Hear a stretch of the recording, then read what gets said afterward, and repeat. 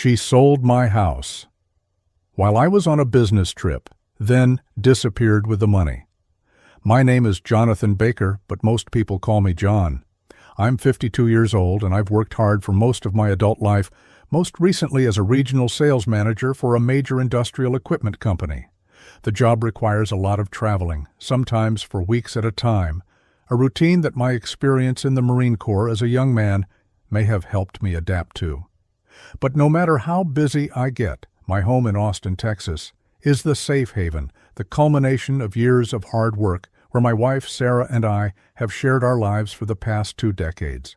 So when I returned home from a grueling 2-week assignment in Chicago that fateful day on October 24th, all I wanted was the familiarity and warmth of home.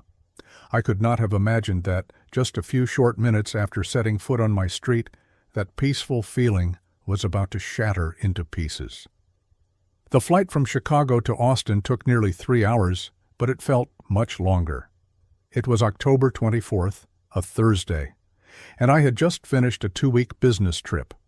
Being a regional sales manager for an industrial equipment company is no easy job, especially when you're covering the Midwest.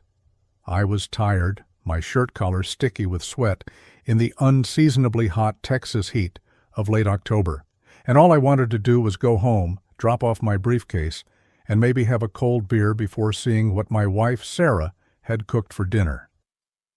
After 20 years of marriage, we had settled into a routine. I drove my 2018 Ford F-150 from the airport parking lot into the northwest suburbs of Austin. Everything looked the same. The lawns were manicured, kids biked on the sidewalk after school. The afternoon sun cast long shadows on the familiar road. I turned onto Oak Street, and our house, number 123, came into view, a sturdy brick ranch house we'd bought 15 years earlier. It was where we'd built our life, where we'd made memories. But something was wrong. An unfamiliar silver Honda CR-V was parked in my driveway. Sarah must have company. I shrugged, grabbed my briefcase and small duffel bag from the car, and walked up the paved path. I inserted the key into the front door lock. It didn't fit. I frowned, trying again. The key was definitely the right one. I had used it 1,000 times. Could the lock be stuck? I looked closer. The lock looked different, shinier, newer. My heart started to beat a little faster. I looked out the window next to me. The living room light was on, and I could hear the faint hum of the television. I knocked, a little harder than usual. A few seconds passed. I heard footsteps approaching. The door opened, and there stood a man about my age, about 50, with salt and pepper hair and a slightly annoyed frown. He was wearing a t-shirt and jeans, looking completely at home. "How can I help you?" he asked, his voice not very friendly. I tried to keep calm. "Excuse me, I'm John Baker. I live here. My key doesn't seem to be working." The man's expression went from annoyance to shock, then disbelief. "You say you're John Baker? You live here?" "Yes," I confirmed, a feeling of unease rising in my chest. "This is my house. Is my wife Sarah home?" No. The man shook his head, looking at me as if I were crazy. "There must be some mistake. I'm Robert Miller. My wife and I just bought this house." My ears rang. "Buy this house? No way. This is my wife and I's house." "I don't know what to tell you," Mr. Miller said, still sounding bewildered. "We closed on the purchase last week, October 17th. We moved in over the weekend." Just then, a woman, presumably Mrs. Miller, appeared behind him. She looked at me with concern. "What's the matter, Robert?" "This guy," Robert pointed at me. "He said this is his house." Mrs. Miller put her hand over her mouth. "Oh my God, but how is that possible?" "Show him the papers," Robert said. He went inside for a few seconds and came back with a stack of documents. He handed me a copy of the house purchase agreement. I stared at the pages, my hands starting to shake. Address, 123 Oak Street, Austin, Texas. Seller, Jonathan Baker and Sarah Baker. Buyer, Robert and Carol Miller. Date signed, October 17th, 2023. Price, $650,000. And at the bottom of the page, where the seller's name was Sarah's signature. And another signature, supposedly mine. A signature that looked very similar, but wasn't mine. "No," I muttered. "No, this is a forgery. I have been in Chicago on business since October 10th. I did not sign this document." "But your wife, Sarah Baker, was present at the signing," Mrs. Miller said quietly. "She also has a valid power of attorney from you, stating that you authorize her to sign all documents relating to the sale of your home on your behalf while you are away on business." Power of attorney? I had never signed a power of attorney authorizing Sarah to sell the house. I vaguely remembered Sarah mentioning a few weeks before the trip that she needed me to sign some kind of document regarding our joint investment accounts, supposedly to restructure them for better efficiency. I had signed it without reading it, in the rush to prepare for an important business trip. Could it be a full power of attorney that she had tricked me into signing? Or worse, had she forged it outright? A sick feeling rolled in my stomach. "I need to talk to my wife," I said, my voice hoarse. I pulled out my phone and dialed Sarah's number. It rang, and went straight to voicemail. "Sarah, this is John. Where are you? Call me back immediately. There's a serious problem with the house." I tried again. This time, after a short beep, an automated voice said, "The number you have dialed is currently unavailable. Please try again later." She turned off her phone, or blocked her number. She disappeared. Mr. Miller looked at me with concern. "Maybe you should call the police?" My mind was spinning, but my instincts told me to act. I agreed. Mr. Miller invited me into his house, my house, to wait for the police, but I refused. I couldn't go in. I stood on the sidewalk in the shade of the old oak tree I'd planted with my own hands 10 years ago, feeling as if the ground were crumbling beneath my feet. 2 police officers arrived fairly quickly. I explained my story, showing them my identification, my plane ticket proving I was in Chicago. They listened patiently, reviewed the sales contract the Millers had provided, and took notes. But then the older officer, Sergeant Davis, spoke to me in a sympathetic but firm voice. "Mr. Baker, we're sorry about your situation. However, based on what we've seen, this appears to be a complex scam, a civil matter involving document fraud and a property dispute. Mr. Miller appears to be a bona fide buyer. You'll need an attorney to handle this. We'll file a report, but there's very little we can do right away." Civil fraud. Those cold words swirled in my mind. While waiting for the police, I did something else. I opened the banking app on my phone, our joint savings account, where I had carefully deposited over $85,000 over years of hard work for retirement or emergencies. Balance, $17.35. I checked the transaction history. A large withdrawal, almost the entire balance, had been made on October 19th to an account I didn't recognize. I checked the joint credit card account again. The $30,000 limit was nearly gone, with a series of online purchases and cash withdrawals at various ATMs between October 18th and 20th. She didn't just sell the house, she took everything. The police left. The Millers' doors were closed, the lights inside giving off a false warmth. I stood alone on the street with my briefcase, my suitcase, and a terrifying sense of emptiness. I had lost my home, my savings, and the wife I had trusted for 2 decades had betrayed me in the most brutal way. I called David Chen, my best friend and co-worker. My voice shook as I told him what had happened. Dave didn't ask many questions, just said, "Stay there. I'll be right there." That night I slept on the couch in Dave's living room, but I couldn't sleep. Images of the forged signature, Mr. Miller's unfamiliar face, the bank balance kept swirling through my head.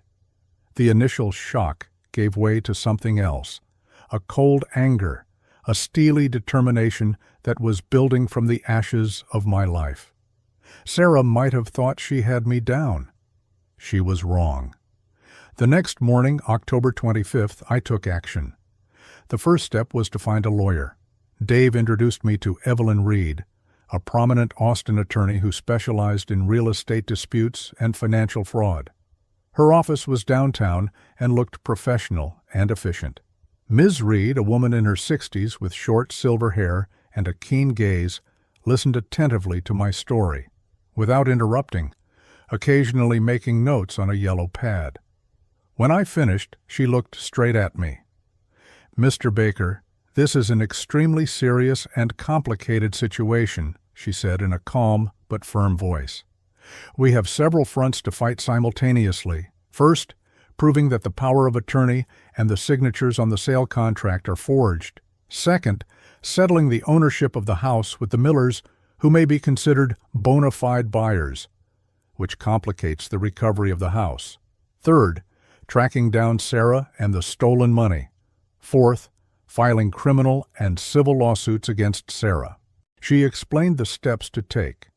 Ask the bank for a full statement of details, obtain notarized copies of the power of attorney and the house sale contract from the district registrar's office, hire a signature expert, contact the police for additional information, and initiate a criminal investigation. "We need to be quick," Ms. Reed stressed. "The more time passes, the harder it will be to trace and recover the money, and you need to be prepared. This is going to be a costly and exhausting legal battle." "I'm ready," I said, my voice firm. "I want justice, Ms. Reed. I want her to be held accountable for what she did." In the weeks that followed, my life became a whirlwind of meeting with lawyers, calling banks, credit card companies, and trying to piece together the truth. Ms. Reed and her team were efficient. They obtained copies of the necessary documents. We sent them to a reputable signature examiner in Dallas. While I waited for the results of the examination, I searched my memory for any warning signs I had missed. It was true that Sarah had seemed different over the past few months. She was more irritable and would occasionally make whispered phone calls that she would go into another room to listen to. A few times she said she was going to see friends, but was vague about who or where. She also bought some new, rather expensive jewelry, saying it was to treat myself. I didn't suspect anything, just thought she was going through a difficult period, or perhaps signs of middle age. I had been so focused on work, on securing our financial future, that I had forgotten to pay attention to the present, to the partner right next to me. And then I remembered the day I signed the paper she gave me. It was about 3 weeks before the Chicago trip, a Tuesday evening. I was reviewing sales reports, my mind racing. Sarah came over and placed a thin document on the table. "Honey, would you sign this for me? It's just to streamline our joint portfolio," the financial lawyer said. She pointed to the signature line at the bottom of the page. I glanced at the heading, saw something like authorization, but didn't read the details. I trusted her. I signed. Now that I think about it, maybe it was that fake power of attorney. Either she had prepared another piece of paper, a full-blown POA, and cleverly switched it when I wasn't looking, or she had simply forged my signature on another POA that I hadn't seen. The second possibility seemed more plausible when I recalled the handwriting on the house sale contract. It looked very much like my signature, an elaborate forgery. Either way, I had been too careless, too trusting. In mid-November, the signature examination results came back. The expert confirmed with a high degree of certainty that my signature on both the power of attorney used to sell the house and the contract of sale itself were forged. This was the ironclad evidence we needed. Ms. Reed immediately notified the police and the district attorney's office. An arrest warrant was prepared for Sarah Baker on charges of forgery and grand larceny. At the same time, we began working with the banks and credit card companies. It was a frustrating process. Reporting the fraud, providing evidence, disputing the transactions required countless calls, emails, and paperwork.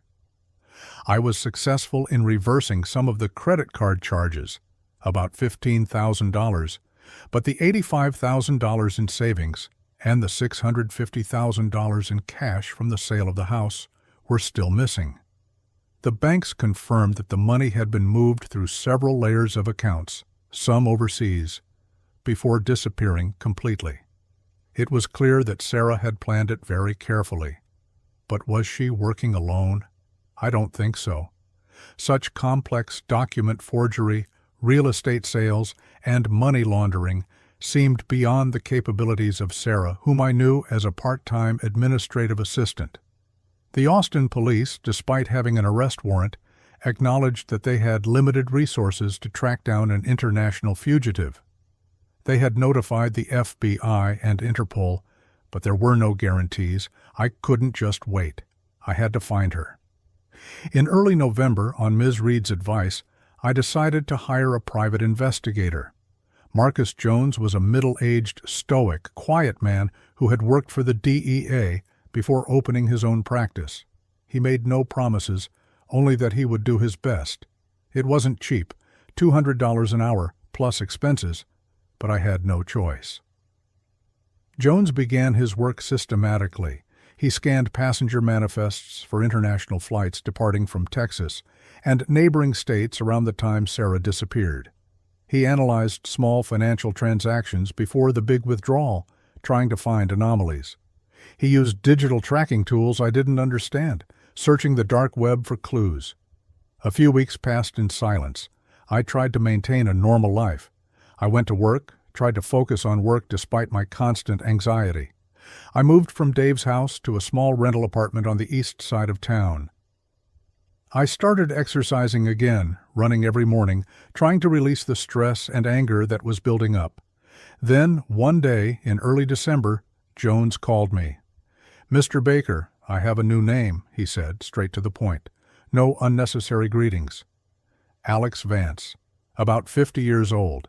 It appears that Sarah had been transferring small amounts of money, about $5,000 at a time, into an account in this guy's name for about 6 months before she disappeared. Alex Vance.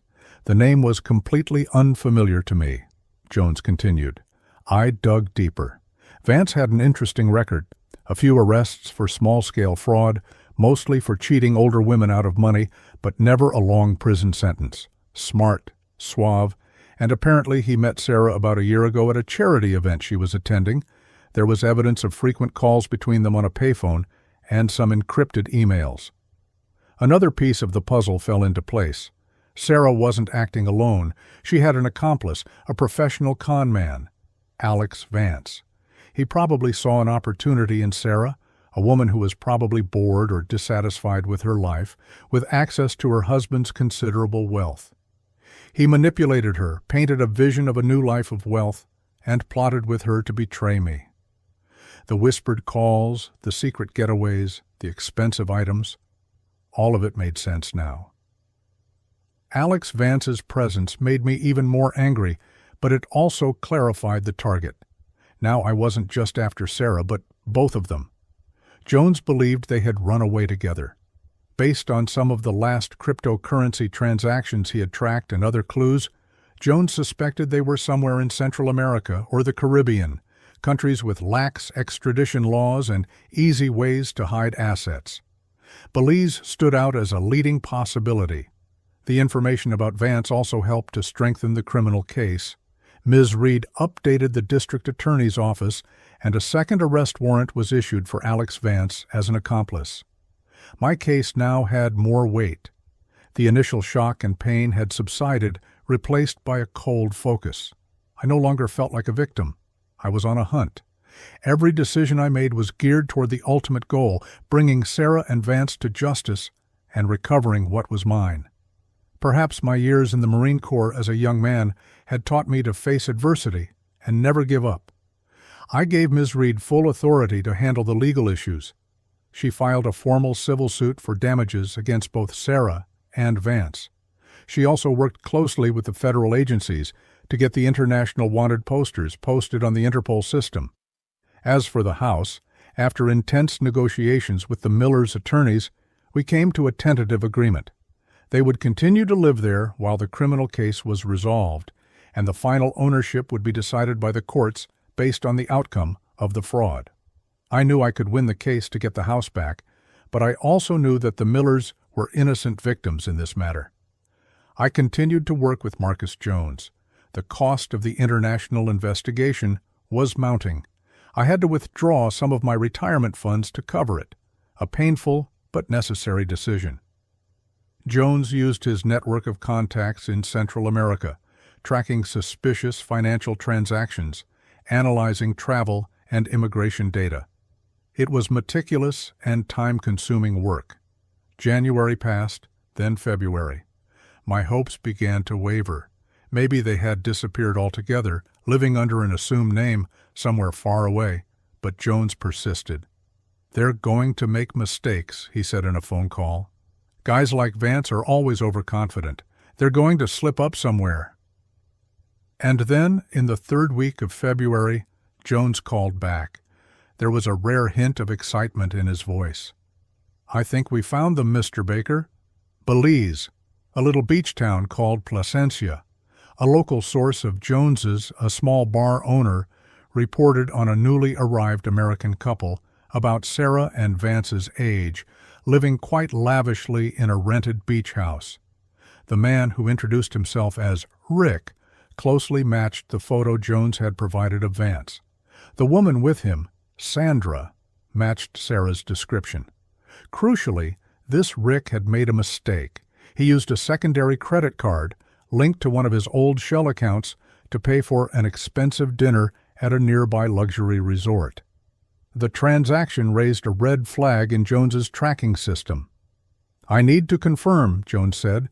"I will send one of my men down there immediately to monitor and collect photographic evidence. If it is them, we will coordinate with Ms. Reed on next steps." I felt my heart pounding. After 4 months, there was finally a glimmer of hope. I agreed to Jones's plan and wired him more money to cover the cost of surveillance in Belize. 2 days later, Jones sent me an encrypted email. Attached was a long-distance photograph, slightly blurry but unmistakable. Sarah and Alex Vance were sitting at an outdoor cafe, looking relaxed and tanned. Sarah was smiling, a smile I had once loved, but now it made me feel disgusted. Beside her, Vance leaned back in his chair, looking smug. They were living lavishly on the money they had stolen from me. The anger flared again, but this time it was accompanied by a sense that justice was imminent. Jones had enough evidence. He immediately contacted Ms. Reed. Ms. Reed, with careful preparation in advance, quickly worked with the U.S. Department of Justice. Through diplomatic channels and mutual legal assistance treaties, a formal arrest request and a complete dossier of evidence were forwarded to the Belizean authorities. Given the seriousness of the large-scale fraud case and the existence of an international arrest warrant issued by Interpol, the Belizean police agreed to cooperate quickly. Late February, one Tuesday morning, I was in my office trying to concentrate on a sales spreadsheet when the phone rang. It was Marcus Jones. "We have them, Mr. Baker," he said curtly. "The Belize police executed an arrest warrant at the rented villa in Placencia this morning. Both Sarah Baker and Alex Vance were taken into custody. There was no resistance." I closed my eyes and took a deep breath. A strange sense of relief came over me, but it wasn't joy, just the feeling that a terrible burden was about to be lifted. "Did they find the money?" I asked. "They're searching the residence," Jones replied.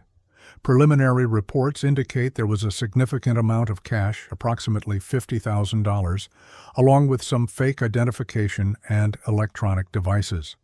Most of the money has likely been spent or moved elsewhere, but we'll continue to investigate."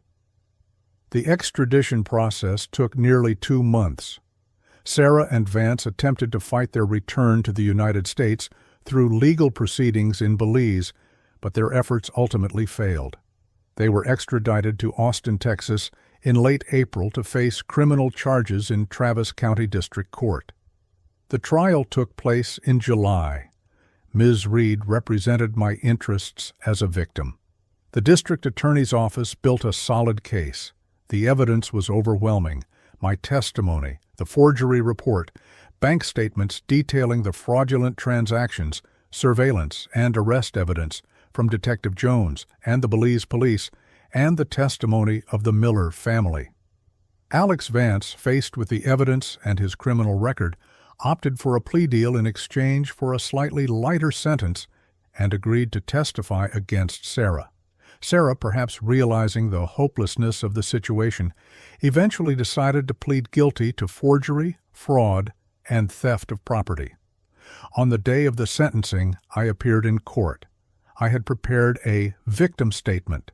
I did not scream or show any anger. I stood before the judge, looked directly at Sarah for the first time in almost a year, and read aloud, clearly, in a monotone voice, about the betrayal I had suffered, about the financial and emotional damage, about the collapse of my beliefs, and the life I had worked so hard to build. I spoke about how I felt robbed not only of my money and my home, but also of the past and the future I thought I had. The judge listened attentively. The verdict was read. Alex Vance received 4 years in prison. Sarah Baker, the mastermind and betrayer of my trust, received 7 years. Justice, belated and imperfect, had finally been served. As I watched Sarah handcuffed and led away, I felt no sense of satisfaction, only a sense of emptiness and acceptance that this chapter of my life was truly over. Resolving the financial consequences was a longer process. The $50,000 in cash seized in Belize after deducting legal and processing fees was eventually returned to me. The civil case ended with a judgment against Sarah and Vance for the remaining $700,000.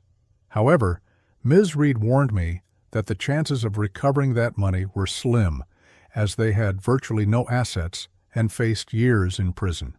As for 123 Oak Street, the court declared the sale to the Millers to be void due to fraud. Rightful ownership was restored to me, but I could not return to live there. The house now brought back painful memories of betrayal. I spoke frankly with the Millers. They were victims too. Finally, we reached a fair agreement. I sold the house back to them at a reasonable price, slightly below market value, as compensation for their trouble. They got the house they loved, and I got the money to start over. A year after my sentencing, my life was different. I still lived in a rented apartment, but it had become my home. I still worked, and even did better, perhaps because of this new focus. I had rebuilt my finances, not as rich as before, but enough to live comfortably and have a secure savings account. I had paid off Marcus Jones and Ms. Reed. They had done a great job. I no longer feel bitter or resentful. The incident taught me a valuable lesson about vigilance, about human nature, and about the importance of trusting the right people. David Chen remains my best friend, and his support during my darkest days was invaluable. Sometimes I think about Sarah in prison. I don't know what she feels, regret, anger, or emptiness, but it doesn't matter to me anymore. She chose her path, and now she has to face the consequences. I am stronger. I am resilient. I look forward, not with the naivety of the past, but with the wisdom forged by adversity. Life has thrown me a punch, but I have gotten back up, and I know that whatever comes next, I will be ready to face it. Justice has been served, not in the way of personal vendettas, but in the slow workings of the legal system. And for me, that is enough. I have my life back. Thank you for taking the time to listen to my story. If you like it, please click like and subscribe to the channel so you don't miss the next stories, because tomorrow I will tell you other interesting stories.